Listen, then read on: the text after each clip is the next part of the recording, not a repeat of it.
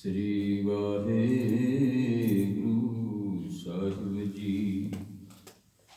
ਤੂੰ ਦਰਿਆਉ ਦਾ ਨਾ ਪੀਨਾ, ਮੈਂ ਮਛਲੀ ਕੈਸੇ ਅੰਤ ਲਹਾ। ਜੈ ਜੈ ਦੇਖਾਂ ਤੈਂ ਤੈਂ ਤੂੰ ਹੈ, ਤੁਝ ਤੇ ਨਿਕਸੀ ਫੂਟ ਮਰਾ। ਸੋ ਹੋਟਲ ਗੁਰ ਸੇਵੀਆ, ਐਨਸ ਸੈ ਸੁਭਾਇ। ਦਰਸ਼ਨ ਪਰਸੈ ਗੁਰੂ ਕੈ, ਜਨਮ ਮਰਨ ਦੁਖ ਜਾਇ। ਹੋਵੈ ਸਿਫਤ ਖਸਮ ਦੀ, ਨੂਰ ਅਰਸੋਂ ਕੁਰਸੋਂ ਚੱਕੀਐ। ਤੁਧ ਡਿਠੇ ਸੱਚੇ ਪਾਤਸ਼ਾਹ, ਮਲ ਜਨਮ ਜਨਮ ਦੀ ਕਟੀਐ। ਸਤਨਾਮ ਸ੍ਰੀ ਵਾਹਿਗੁਰੂ ਸਾਹਿਬ ਜੀ। ਤਿਲੰਗ ਘਰ ਦੂਜਾ ਮਹਲਾ ਪੰਜਵਾ। ਤੁਧ ਬਿਨ ਦੂਜਾ ਨਾਹੀ ਕੋਇ, ਤੂੰ ਕਰਤਾ ਕਰਹਿ ਸੋਇ। ਤੁਧ ਬਿਨ ਦੂਜਾ ਨਾਹੀ ਕੋਇ, ਤੂੰ ਕਰਤਾ ਕਰਹਿ ਸੋਇ। ਤੇਰਾ ਜੋ ਤੇਰੀ ਮਨ ਟੇਕੋ, ਸਦਾ ਸਦਾ ਜਪ ਨਾਨਕ ਏਕ। ਸਭ ਉਪਰ ਪਾਰ ਬ੍ਰਹਮ ਦਾਤਾ, ਤੇਰੀ ਟੇਕ ਤੇਰਾ ਆਧਾਰ ਰਹਾਉ।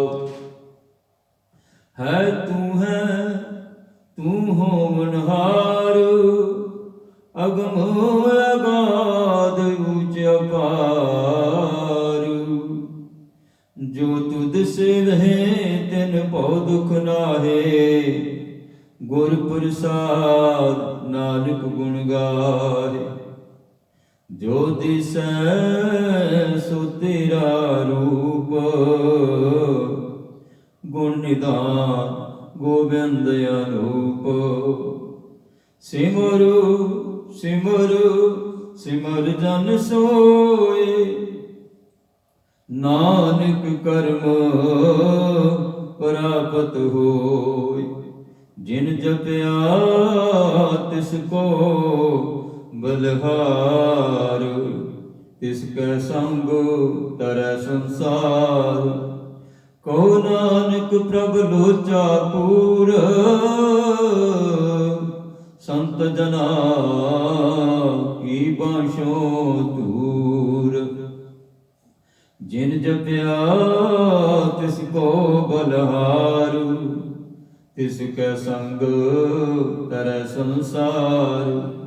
ਕਹੋ ਨਾਨਕ ਪ੍ਰਭ ਲੋਚਾ ਪੂਰ, ਸੰਤ ਜਨਾ ਕੀ ਬਾਸ਼ੋ ਦੂਰ। ਵਾਹਿਗੁਰੂ ਜੀ ਕਾ ਖਾਲਸਾ, ਵਾਹਿਗੁਰੂ ਜੀ ਕੀ ਫਤਿਹ। ਪਿਆਰਿਓ, ਇਹ ਜੋ ਮੁਬਾਰਕ ਵਚਨ ਹੁਕਮਨਾਮਾ ਆਪ ਜੀਆਂ ਨੇ ਸਰਵਣ ਕੀਤਾ ਹੈ।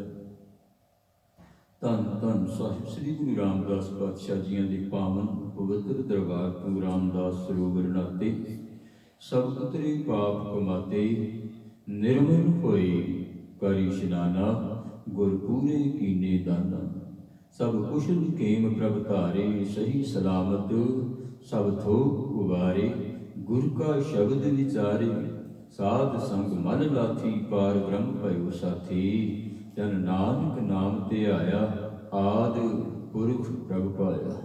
ਜਿਨ੍ਹਾਂ ਨੇ ਵੀ ਪਰਮੇਸ਼ਰ ਦਾ ਨਾਮ ਸਿਮਰਨਾ ਕੀਤਾ ਪਿਆਰਿਓ, ਉਹਨਾਂ ਨੇ ਪ੍ਰਭੂ ਦੀ ਪ੍ਰਾਪਤੀ ਕਰ ਲਈ। ਇਹ ਜੋ ਮੁਬਾਰਕ ਵਚਨ ਹੁਕਮਨਾਮਾ ਆਪ ਜੀਆਂ ਨੇ ਸਰਵਣ ਕੀਤਾ ਹੈ, 723 ਅੰਗ ਅਤੇ 724 ਅੰਗ ਦੀ ਧੰਨ ਧੰਨ ਸਾਹਿਬ ਸ੍ਰੀ ਗੁਰੂ ਗ੍ਰੰਥ ਸਾਹਿਬ ਮਹਾਰਾਜ ਜੀਆਂ ਦੇ ਅੰਦਰ ਇਹ ਮੇਰੇ ਧੰਨ ਗੁਰੂ ਅਰਜਨ ਦੇਵ ਜੀ ਮਹਾਰਾਜ, ਸ਼ਹੀਦਾਂ ਦੇ ਸਰਤਾਜ, ਤਿਨਾਂ ਦੇ ਮੁਬਾਰਕ ਬੋਲ ਆਪ ਜੀਆਂ ਨੇ ਸਰਵਣ ਕੀਤੇ ਨੇ। ਆਓ ਸ਼ਬਦ ਦੀ ਵਿਚਾਰ ਦੇ ਨਾਲ ਜੁੜਨ ਦਾ ਯਤਨ ਕਰੀਏ ਜੀ। ਤਿਲੰਗ ਘਰ ਦੂਜਾ ਮਹੱਲਾ ਪੰਜਵਾ।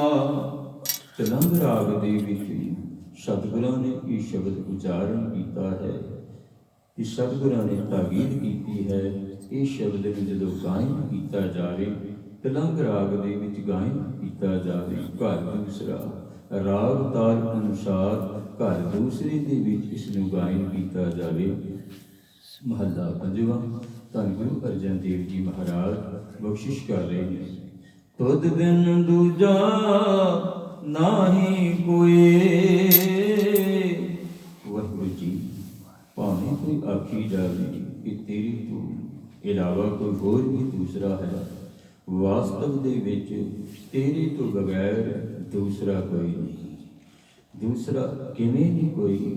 ਕਿਉਂਕਿ ਭੰਨਣ ਘੜਨ ਦੀ ਸਮਰੱਥਾ ਪ੍ਰਭੂ ਤੂੰ ਆਪ ਹੀ ਰੱਖਦਾ। ਤੂੰ ਜੀਵਨ ਨੂੰ ਪੈਦਾ ਕਰਨਾ ਆਪਣੇ ਹੱਥ ਵਿੱਚ ਰੱਖਿਆ ਹੋਇਆ, ਸੰਸਾਰ ਨੂੰ ਲੈ ਕਰਨਾ ਤੂੰ ਆਪਣੇ ਹੱਥ ਦੇ ਵਿੱਚ ਰੱਖਿਆ ਹੋਇਆ। ਇਹ ਦੂਸਰਾ ਮਨੁੱਖ ਕੋਈ ਨਹੀਂ ਕਰ ਸਕਦਾ। ਦੂਸਰੀ ਸ਼ਕਤੀ ਐਸਾ ਕੰਮ ਕੋਈ ਨਹੀਂ ਕਰ ਸਕਦੀ ਕਿ ਸਾਰੇ ਜਗਤ ਨੂੰ ਪੈਦਾ ਕਰਨਾ ਤੇ ਉਸ ਦਾ ਫਿਰ ਸੰਘਾਰ ਕਰਨਾ, ਉਸ ਨੂੰ ਲੈ ਕਰਨਾ। ਇਹ ਵਾਹਿਗੁਰੂ ਤੂੰ ਹੀ ਕਰ ਸਕਦਾ ਤੇ ਤੇਰੇ ਤੋਂ ਬਿਨਾਂ ਦੂਜਾ ਸੰਸਾਰ ਦੇ ਵਿੱਚ ਕੋਈ ਨਹੀਂ। ਇੱਕ ਸੰਸਾਰੀ ਤਿੰਨਾਂ ਦੇਵਤਿਆਂ ਦੀ ਜੇ ਗੱਲ ਕੀਤੀ ਹੈ ਨਾ, ਤੇ ਉਹ ਵੀ ਇਹ ਕੀਤੀ ਹੈ, ਇੱਕ ਸੰਸਾਰੀ, ਇੱਕ ਭੰਡਾਰੀ, ਇੱਕ ਲਾਏ ਦੀਵਾਨ।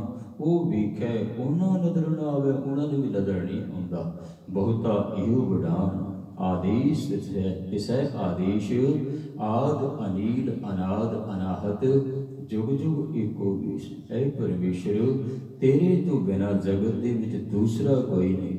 ਤੂੰ ਕਰਤਾਰ ਕਰਹਿ ਸੋ ਹੋਏ। ਜੋ ਤੂੰ ਕਰਦਾ ਜਗਤ ਦੇ ਵਿੱਚ ਉਹੀਓ ਕੁਝ ਹੁੰਦਾ ਹੈ। ਮੇਰਾ ਕੀਆ ਕਛੂ ਨਾ ਹੋਏ, ਕਰ ਹੈ ਰਾਮ ਹੋਏ ਹੈ ਸੋਈ। ਪਰਮੇਸ਼ਰ ਦੇ ਪਿਆਰੇ ਪਿਆਰੇ ਇਹੀਓ ਗੱਲ ਕਹਿੰਦੇ ਨੇ। ਜੋ ਕੁਝ ਵੀ ਜਗਤ ਦੇ ਵਿੱਚ ਹੁੰਦਾ ਵਾਹਿਗੁਰੂ ਦਾ ਕੀਤਾ ਹੁੰਦਾ, ਉਹ ਵਾਹਿਗੁਰੂ ਦੇ ਨਾਲ ਹੀ ਜੁੜ ਕੇ ਰਹਿੰਦੇ ਨੇ। ਕਹਿੰਦੀ ਵਾਹਿਗੁਰੂ ਵਾਹਿਗੁਰੂ ਕਰਾਂਗੇ ਤੇ ਉਹ ਪਿਤਾ ਪ੍ਰਭੂ ਦਾ ਪਿਆਰ ਪ੍ਰਾਪਤ ਹੋਵੇਗਾ।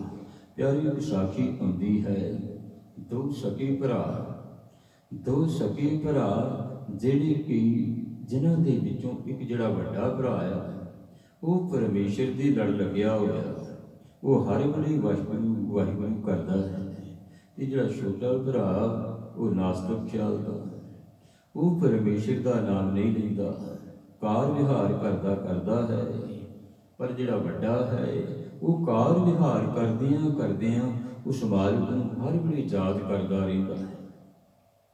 ਛੋਟਾ ਕਈ ਵਾਰੀ ਉਹਨੂੰ ਕਹਿੰਦਾ ਤੂੰ ਬਹੁਤ ਘਾਟੇਵੰਦ ਸੌਦੇ ਕਰਦਾ, ਤੈਨੂੰ ਲੋਕ ਠੱਗ ਲੈਂਦੇ ਨੇ ਬਹੁਤ ਵਾਰੀ।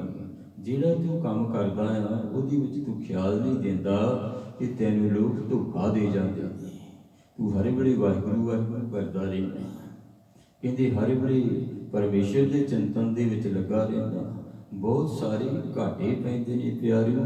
ਧੰਨ ਗੁਰੂ ਨਾਨਕ ਪਾਤਸ਼ਾਹ ਜੀਆਂ ਨੂੰ ਇਹੀ ਕਹਿੰਦੇ ਸਨ ਪਿਤਾ ਉਹਨਾਂ ਦੇ, ਬੈਤਾ ਕਾਲੂਆਂ, ਬੇਟਾ ਤੂੰ ਕੋਈ ਕਾਰ ਵਿਹਾਰ ਕਰਿਆ ਕਰ। ਜਿਹੜਾ ਤੂੰ ਕੰਮ ਕਰਦਾ ਉਹ ਘਾਟੇਬੰਦ ਕਰ ਰਿਹਾ, ਉਹ ਵਾਧੇ ਵਾਲਾ ਸੌਦਾ ਕਰ। ਸਤਿਗੁਰੂ ਨਾਨਕ ਪਾਤਸ਼ਾਹ ਦੇ ਪਿਆਰੇ ਛੋਟੀ ਜੀ ਆਰਬਲਾ ਤੋਂ ਹੀ ਜੇ ਕੋਈ ਬਾਹਰ ਸਾਧੂ ਆ ਜਾਣਾ ਤੇ ਉਸ ਨੂੰ ਲੰਗਰ ਪ੍ਰਸ਼ਾਦਾ ਲੈ ਜਾਣਾ, ਘਰ ਤੋਂ ਛਕਾ ਦੇਣਾ। ਤੇ ਜੇ ਕਿਧਰੇ ਲੰਗਰ ਪ੍ਰਸ਼ਾਦਾ ਨਹੀਂ ਤਿਆਰ ਤੇ ਘਰ ਦੇ ਵਿੱਚ ਜੋ ਵਰਤ ਹੋਣਾ ਨਾ ਉਹ ਹੀ ਦੇ ਦੇਣਾ। ਜੋ ਕੁਝ ਘਰ ਦੇ ਵਿੱਚ ਦਿਖਾਈ ਹੋਣਾ ਉਹ ਦੇ ਦੇਣਾ। ਤੇ ਪਿਤਾ ਤੇ ਇਹੋ ਗੱਲ ਕਹਿੰਦਾ ਸੀ, ਤੂੰ ਹਮੇਸ਼ਾ ਘਾਟੇ ਕਰਦਾ, ਘਾਟੇਵੰਦ ਸੌਦੇ ਕਰਦਾ। ਤੇ ਜਦੋਂ 20 ਰੁਪਏ ਦੇ ਕੇ ਭੇਜਿਆ ਭੁੱਖੇ ਸਾਧੂਆਂ ਨੂੰ ਲੰਗਰ ਪ੍ਰਸ਼ਾਦਾ ਛਕਾ ਆਏ ਤੇ ਉਸ ਵੇਲੇ ਵੀ ਝਿੜਕਿਆ। ਈਵਨ ਕਿ ਇੱਥੋਂ ਤੱਕ ਚਪੇੜ ਮਾਰਨ ਤੱਕ ਵੀ ਗਏ। ਭੈਣ ਨਾਨਕੀ ਨੇ ਚਪੇੜ ਨਹੀਂ ਮਾਰੀ ਕਿ ਮੇਰੇ ਵੀਰ ਨੂੰ ਮਾਰਿਓ ਨਾ।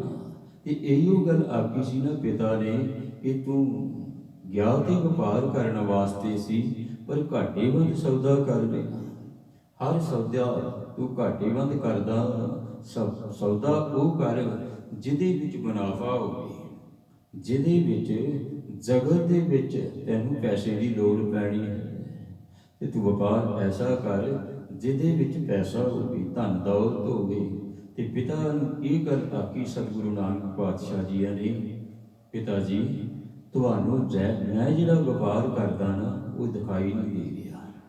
ਜਿਹੜਾ ਵਪਾਰ ਮੈਂ ਕਰ ਰਿਹਾ ਉਹ ਬਹੁਤ ਵਾਧੇ ਵਾਲਾ, ਪਰ ਤੁਹਾਨੂੰ ਦਿਖਾਈ ਨਹੀਂ ਦਿੰਦਾ।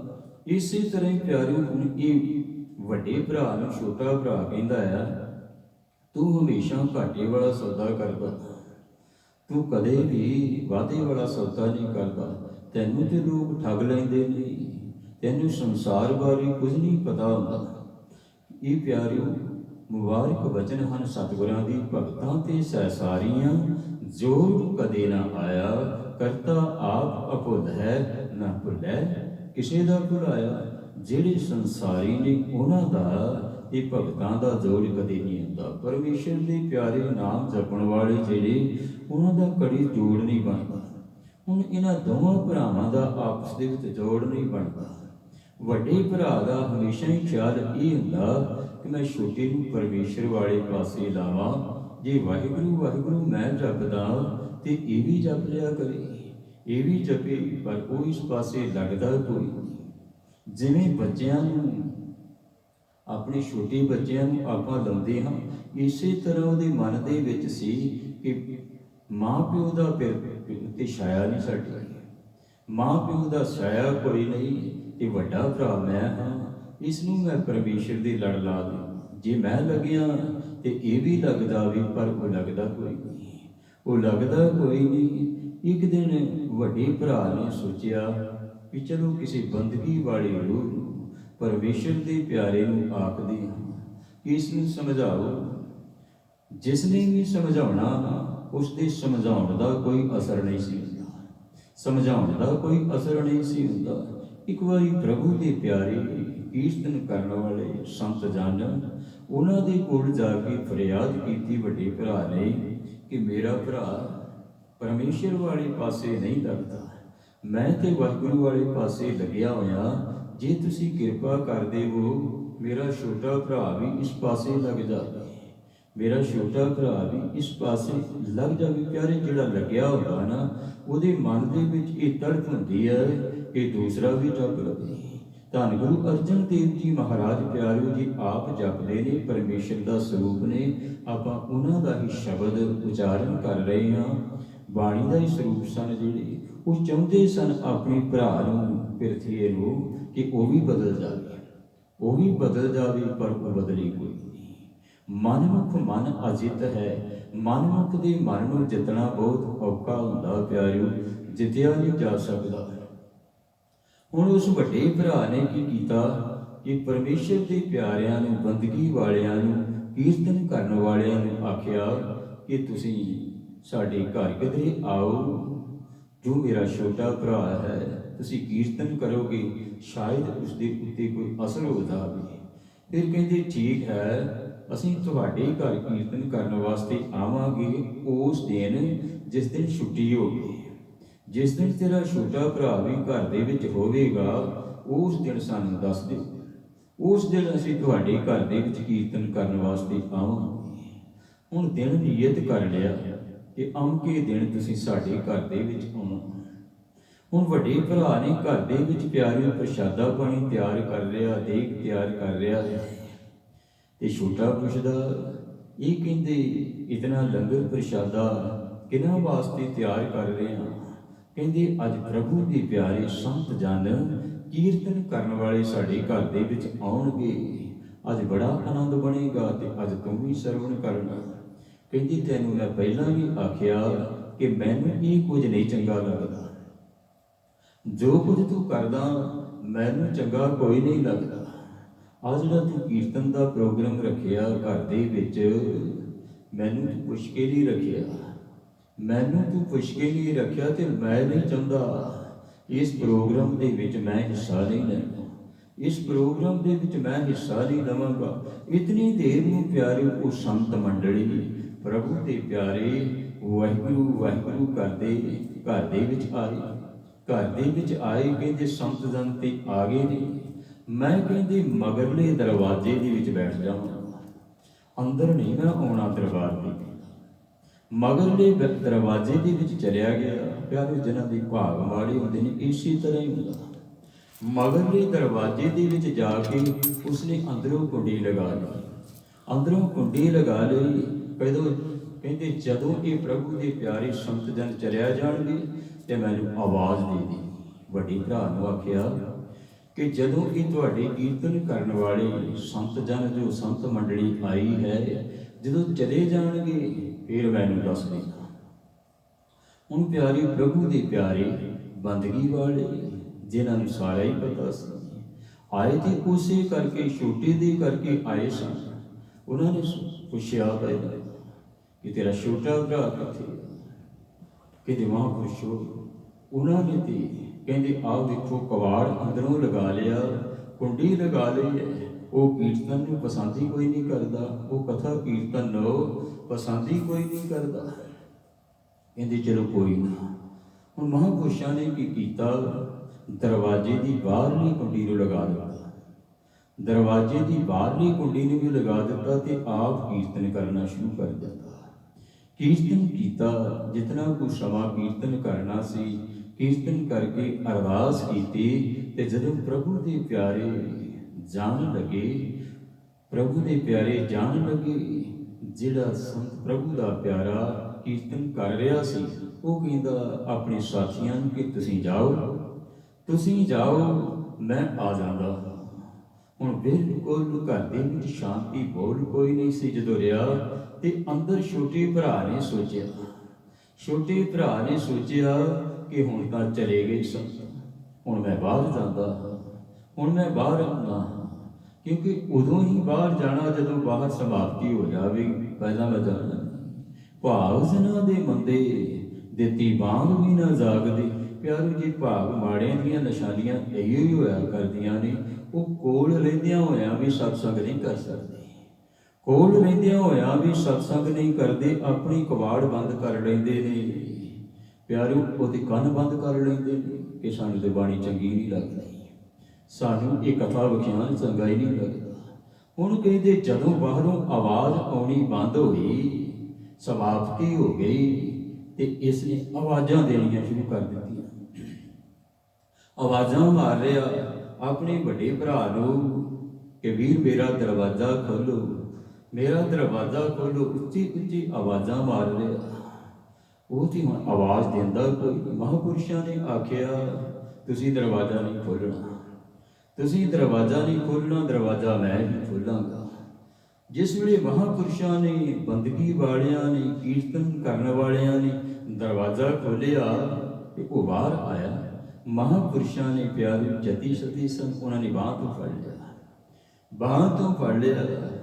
ਉਹ ਹੁਣ ਆਖਣ ਲੱਗਾ ਮੈਨੂੰ ਬਾਂਹ ਤੋਂ ਛੱਡੋ।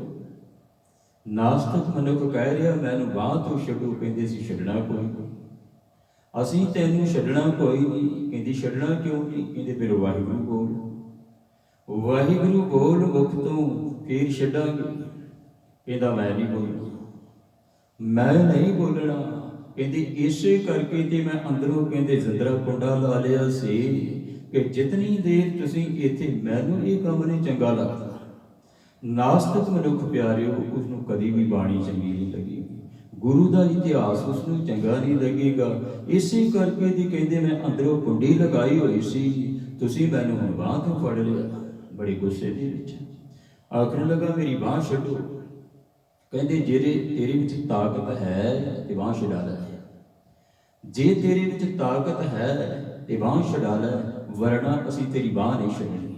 ਜਿਤਨੀ ਦੇਰ ਤੂੰ ਮੁਖ ਤੋਂ ਵਾਹਿਗੁਰੂ ਨਹੀਂ ਕਹੇਗਾ, ਉਤਨੀ ਦੇਰ ਤੱਕ ਤੇਰੀ ਬਾਂਹ ਨਹੀਂ ਛੱਡਣੀ। ਜੇ ਤੇਰੇ ਵੱਡੇ ਭਰਾ ਨੇ ਸਾਨੂੰ ਬੁਲਾਇਆ ਨਾ ਕਿ ਛੋਟੇ ਭਰਾ ਨੂੰ ਮਾਰਗ ਦਰਸ਼ਨ ਕਰਨਾ ਹੈ, ਇਸ ਨੂੰ ਪ੍ਰਭੂ ਵਾਲੇ ਪਾਸੇ ਲਾਉਣਾ ਹੈ, ਤੇ ਸਾਡੀ ਵੀ ਇਹ ਜਿੱਦ ਹੈ, ਬਾਂਹ ਉਦੋਂ ਹੀ ਛੱਡਾਂਗੇ ਜਦੋਂ ਤੂੰ ਵਾਹਿਗੁਰੂ ਬੋਲੇਗਾ। ਇਸ ਨੇ ਅਣਚਾਹੇ ਮਨ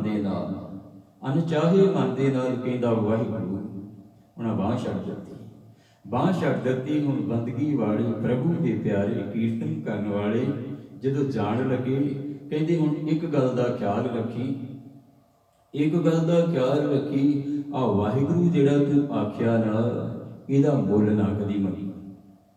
ਭਾਵੇਂ ਤੂੰ ਅਣਚਾਹੇ ਮਨ ਦੇ ਨਾਲ ਆਖਿਆ, ਪਰ ਇਸ ਦਾ ਮੁੱਲ ਨਾ ਕਦੀ ਮੰਗੀ। ਇਹਦਾ ਤੈਨੂੰ ਇਸ ਵਾਹਿਗੁਰੂ ਦੇ ਮੁੱਲ ਦਾ ਤੈਨੂੰ ਪਤਾ ਲੱਗੇਗਾ ਉਦੋਂ ਜਦੋਂ ਤੂੰ ਜਗਤ ਤੋਂ ਜਾਣਾ। ਤੈਨੂੰ ਨਾਮ ਦੀ ਕਦਰ ਉਦੋਂ ਆਵੇਗੀ ਜਦੋਂ ਤੂੰ ਜਗਤ ਤੋਂ ਜਾਣਾ ਹੈ।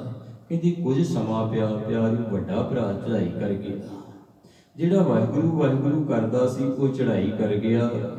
ਪਿਆਰੀ ਜਿਹੜਾ ਵਾਹਿਗੁਰੂ ਵਾਹਿਗੁਰੂ ਕਰਦਾ ਉਹ ਤੇ ਬੈਕੁੰਠ ਧਾਮ ਦੇ ਵਿੱਚ ਹੀ ਗਿਆ ਹੋਵੇਗਾ। ਜਿਹੜਾ ਪ੍ਰਭੂ ਨੂੰ ਹਰ ਵੇਲੇ ਯਾਦ ਕਰਦਾ ਸੀ ਉਹ ਤੇ ਬੈਕੁੰਠ ਧਾਮ ਦੇ ਵਿੱਚ ਗਿਆ ਹੋਵੇਗਾ। ਸਮਾਂ ਪਾ ਕੇ ਇਹ ਛੋਟੇ ਭਰਾ ਦੀ ਵੀ ਮੌਤ ਹੋ ਗਈ। ਛੋਟੇ ਭਰਾ ਦੀ ਜਿਸ ਵੇਲੇ ਮੌਤ ਹੋਈ ਤੇ ਇਸ ਨੂੰ ਜਾਮਦੂਤ ਜਿਸ ਵੇਲੇ ਰਹਿ ਕੇ ਗਏ ਪਿਆਰੇ ਧਰਮਰਾਜ ਦੀ ਕਚਹਿਰੀ ਦੇ ਵਿੱਚ, ਕਿਉਂਕਿ ਲੇਖਾ ਜੋਖਾ ਤੇ ਸਾਰਿਆਂ ਦਾ ਹੋਣਾ। ਲੇਖਾ ਦੇਣਾ ਸੁਹਿਲਾ ਜੋ ਦਿਲ ਸੂਚੀ ਹੋਏ, ਉਸ ਸਾਚੇ ਦੀਵਾਨ ਮੇ ਪੱਲਾ ਨਾ ਪਕੜੇ ਕੋਈ। ਉੱਥੇ ਤੇ ਪਰਮੇਸ਼ਰ ਦਾ ਨਾਮ ਹੀ ਕੰਮ ਆਉਣਾ ਹੈ, ਹੋਰ ਦੂਸਰਾ ਕੁਝ ਵੀ ਕੰਮ ਨਹੀਂ ਆਉਣਾ। ਧਰਮਰਾਜ ਕਹਿੰਦਾ ਇਸ ਦਾ ਲੇਖਾ ਜੋਖਾ ਇਹ ਹੈ ਕਿ ਇਸਨੇ ਕਦੇ ਵੀ ਕੋਈ ਧਰਮ ਦਾ ਕਰਮ ਨਹੀਂ ਕੀਤਾ। ਇਹ ਤੇ ਸਗੋਂ ਆਪਣੇ ਭਰਾ ਨੂੰ ਵੀ ਰੋਕਿਆ ਕਰਦਾ ਸੀ, ਇਹ ਅੜਚਣਾ ਪਾਇਆ ਕਰਦਾ ਸੀ। ਇਸਨੇ ਪਰਮੇਸ਼ਰ ਦਾ ਨਾਮ ਕਦਾਚਿਤ ਨਹੀਂ ਜਪਿਆ। ਹਾਂ ਕਹਿੰਦੇ ਇੱਕ ਇਹਦੇ ਲੇਖੇ ਦੇ ਵਿੱਚ ਕੁਝ ਹੈ ਜਪਿਆ। ਇੱਕ ਵਾਰੀ ਇਸਨੇ ਵਾਹਿਗੁਰੂ ਆਖਿਆ, ਵਾਹਿਗੁਰੂ ਵੀ ਇਸਨੇ ਅਣਚਾਹੇ ਮਨ ਦੇ ਨਾਲ ਆਖਿਆ। ਚਲੋ ਆਖਿਆ ਤੇ ਸੀ, ਇਸਨੇ ਵਾਹਿਗੁਰੂ ਜਿਹੜਾ ਆਖਿਆ ਤੇ ਇਸ ਨੂੰ ਪੁੱਛ ਲੈਂਦੇ ਆ ਕਿ ਵਾਹਿਗੁਰੂ ਜਿਹੜਾ ਤੂੰ ਜਪਿਆ ਹੈ, ਭਾਵੇਂ ਅਣਚਾਹੇ ਮਨ ਦੇ ਨਾਲ ਹੀ ਜਪਿਆ, ਪਰ ਉਸ ਦਾ ਅਫਜ਼ਾਨਾ ਤੈਨੂੰ ਅਸੀਂ ਦਿੰਦੇ ਹਾਂ। ਤੂੰ ਇਸ ਦਾ ਮੁੱਲ ਕੀ ਲੈਣਾ ਚਾਹੁੰਦਾ? ਹੁਣ ਉਸ ਨੂੰ ਉਸ ਵੇਲੇ ਮਹਾਂਪੁਰਸ਼ਾਂ ਦੇ ਬੰਦਗੀ ਵਾਲਿਆਂ ਦੇ ਬਚਨ ਯਾਦ ਆ ਗਏ ਕਿ ਇਸ ਦਾ ਮੁੱਲ ਨਾ ਦੇ, ਇਸ ਦਾ ਕੋਈ ਮੁੱਲ ਨਹੀਂ ਪਾਇਆ ਜਾ ਸਕਦਾ, ਇਹਦਾ ਮੁੱਲ ਨਾ ਮੰਗੀ। ਕਹਿੰਦੇ ਨਹੀਂ, ਮੈਂ ਇਸ ਦਾ ਮੁੱਲ ਨਹੀਂ ਲੈਣਾ, ਮੈਂ ਇਸ ਦਾ ਮੁੱਲ ਨਹੀਂ ਲੈਣਾ, ਪਰ ਮੈਂ ਇਸ ਦੀ ਕੀਮਤ ਜਾਣਨੀ ਚਾਹੁੰਦਾ। ਮੈਂ ਮੁੱਲ ਲੈਣਾ ਕੋਈ ਨਹੀਂ, ਪਰ ਇਸ ਦੀ ਮੈਂ ਕੀਮਤ ਜਾਣਨੀ ਚਾਹੁੰਦਾ। ਇਸ ਦੀ ਤੁਸੀਂ ਮੈਨੂੰ ਕੀਮਤ ਦੱਸੋ। ਹੁਣ ਧਰਮਰਾਜ ਆਖਣ ਲੱਗਾ, ਇਸ ਦੀ ਕੀਮਤ ਬਾਰੇ ਤੇ ਮੈਨੂੰ ਪਤਾ ਕੋਈ ਨਹੀਂ।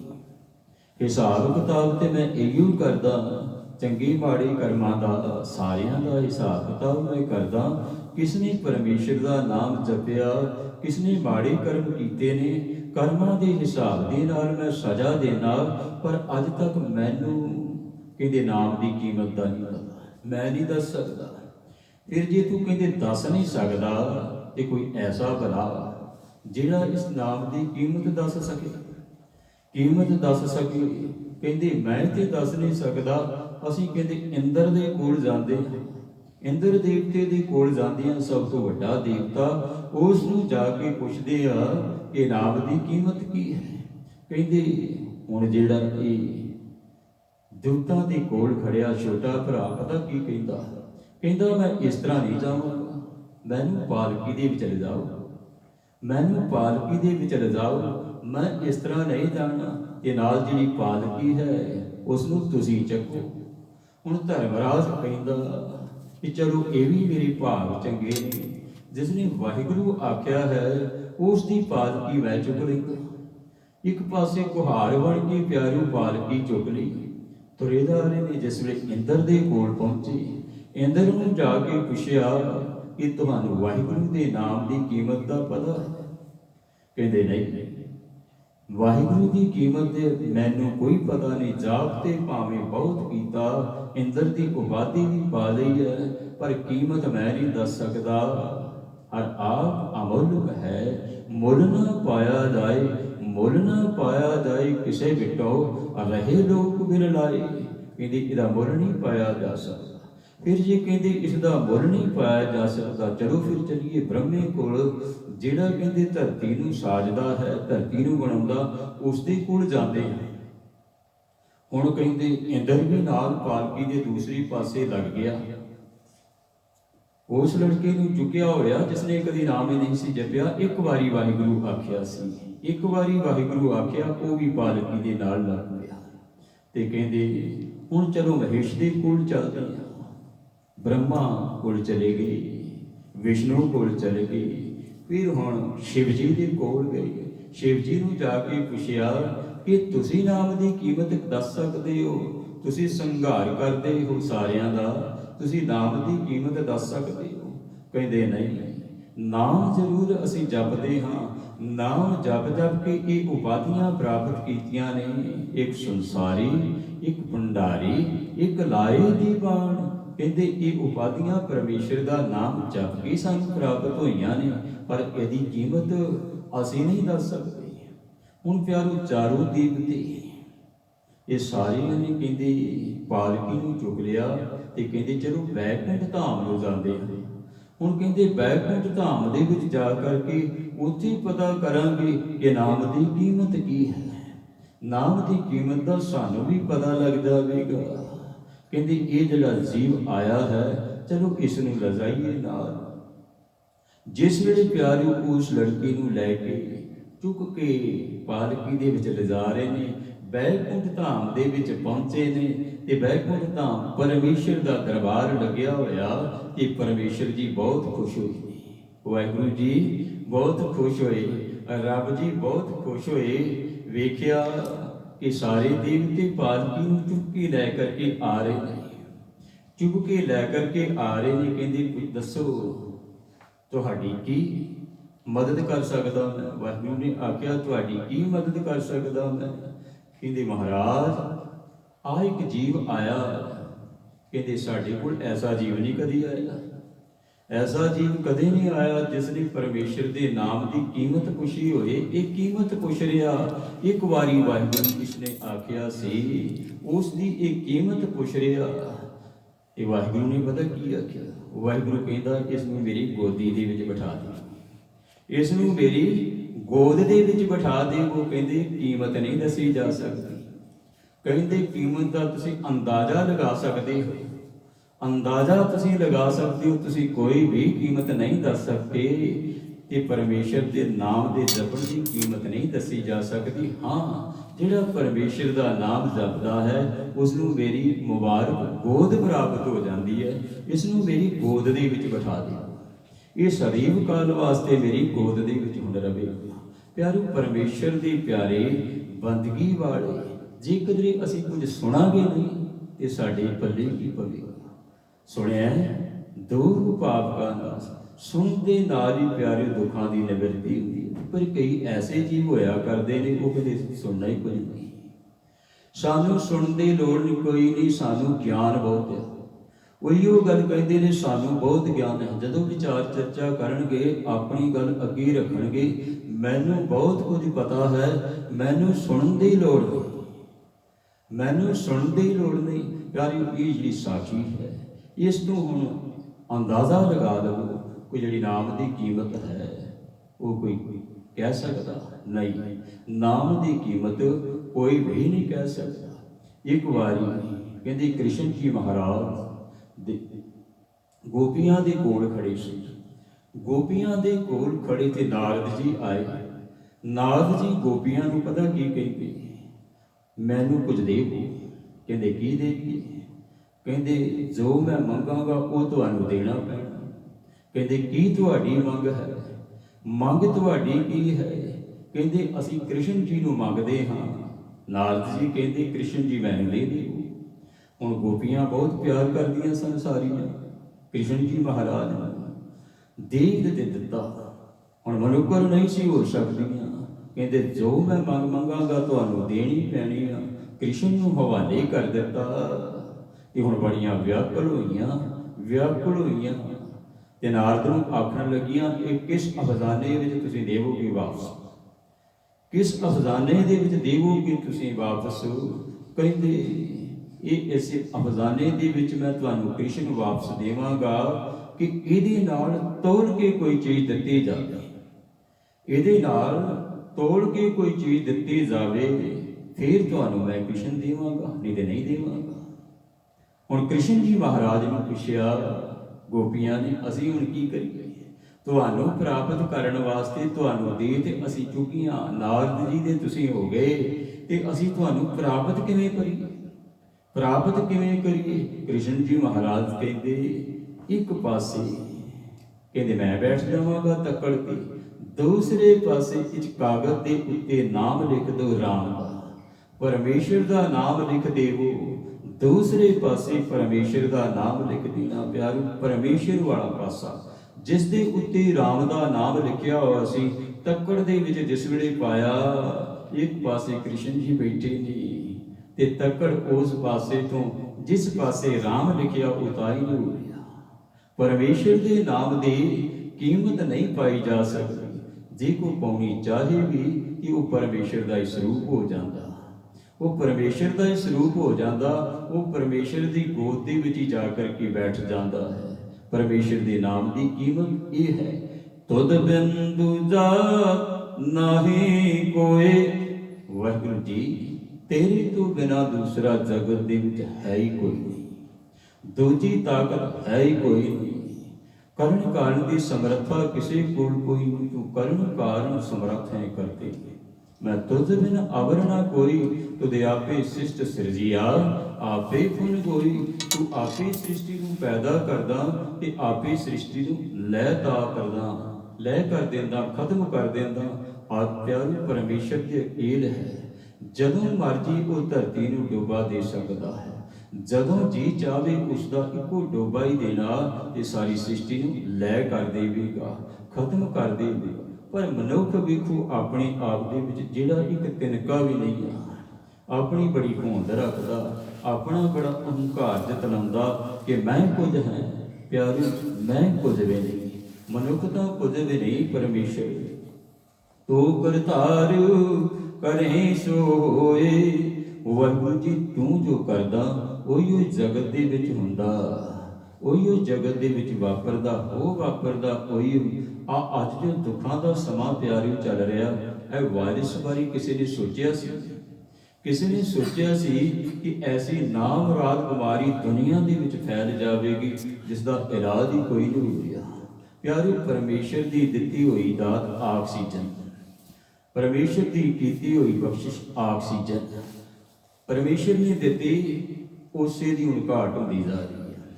ਉਸੇ ਦੀ ਆਮ ਆਦਮੀ ਕਹਿੰਦੇ ਆ ਕਿ ਇਹਦੀ ਡੈਥ ਹੋ ਗਈ ਹੈ, ਇਹਦੀ ਆਕਸੀਜਨ ਘਟ ਗਈ, ਇਹਦੀ ਆਕਸੀਜਨ ਘਟ ਗਈ। ਕਹਿੰਦੇ ਬਜ਼ੁਰਗ ਕੋਈ ਹਸਪੀਟਲ ਦੇ ਵਿੱਚ ਦਾਖਲ ਸੀ, ਹਸਪੀਟਲ ਦੇ ਵਿੱਚ ਦਾਖਲ, ਤੇ ਜਿਸ ਵੇਲੇ ਉਸ ਦਾ ਬਿੱਲ ਬਣਾਇਆ ਤੇ ਆਖਣ ਲੱਗੇ ਇੰਡੀਆ ਦੀ ਗੱਲ, ਕਹਿੰਦੇ 50,000 ਤੁਹਾਡਾ ਬਿੱਲ ਬਣ ਗਿਆ।